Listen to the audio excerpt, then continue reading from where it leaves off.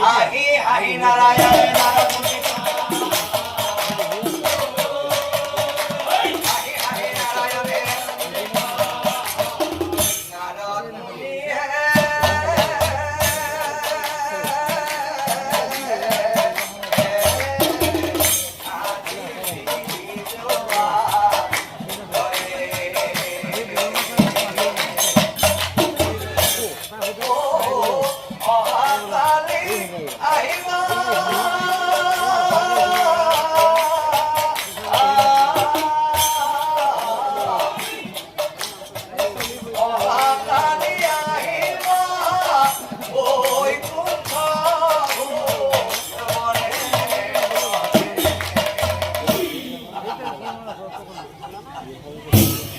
নারদ মুনি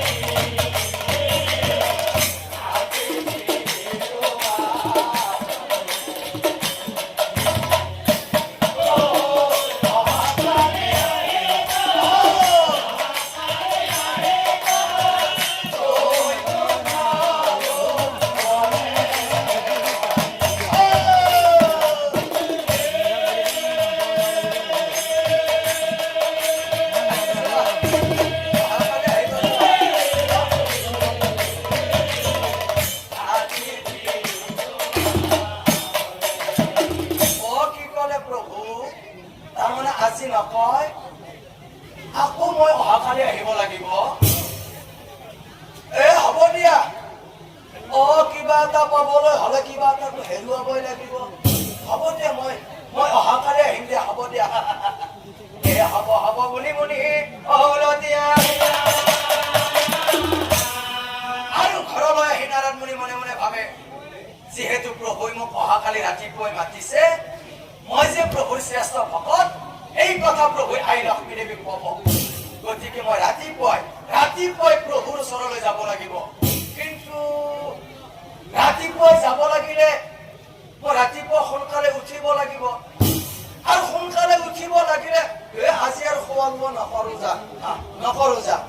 গৃহে আহি নাৰদ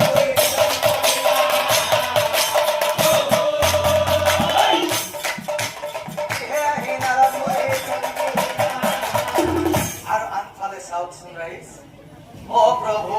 মহিমা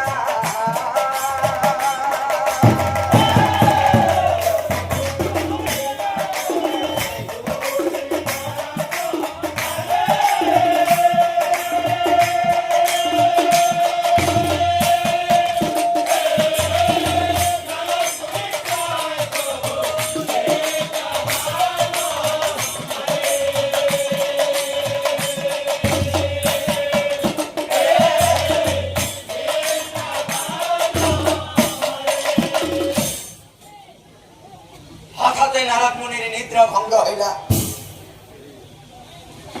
হাৰ পাই উঠি মুনি আচৰিত হইলা নাৰদ মুনিয়ে মনে মনে ভাবে আজি তো মোক প্ৰভুই মাতিছিল মই যে প্ৰভুৰ শ্ৰেষ্ঠ ভকত এই কথা আজি প্ৰভুই আই লক্ষ্মী দেৱীক ক'ব কিন্তু মোৰ কিয় এনে হ'ল আজি মই বুজি পোৱা ইমান দেৰি হ'ল এতিয়া মই প্ৰভুৰ ওচৰত যাম নে নাযাম ইমান দেৰি হ'ল আজি মোক প্ৰভুৱে এই কথা ক'ব নে নকয় নাই দেৰি হ'লেও কিবা হ'লেও প্ৰভু যিহেতু মোক মাতিছে প্ৰভুৰ ওচৰে মই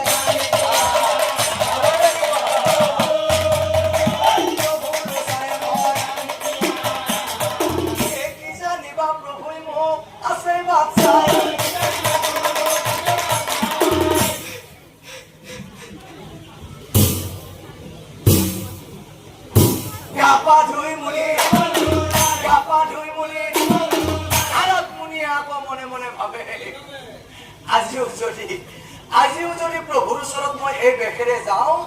প্ৰভুৱে আজিও চিনি পাই কিনে আজিও প্ৰভুৱে মোক এই কথা নক'ব গতিকে মই এটা বুদ্ধি কৰিব লাগিব প্ৰভুৰ ওচৰত আজি মই এই বেশেৰে নাযাওঁ আজি মই বেলেগ বেশেৰে যাম প্ৰভুই যাতে আজি মোক চিনি নাপায় প্ৰভুৰ মুখেদি আজি কথা উলিয়াবই লাগিব গতিকে আজি মই বেলেগ ৰূপ ধৰি যাম প্ৰভুৰ ওচৰত কিন্তু কি বেশেৰে যাওঁ প্ৰভুৰ ওচৰত কি বেশেৰে গ'লে প্ৰভুই মোক চিনি নাপাব ঠিক আছে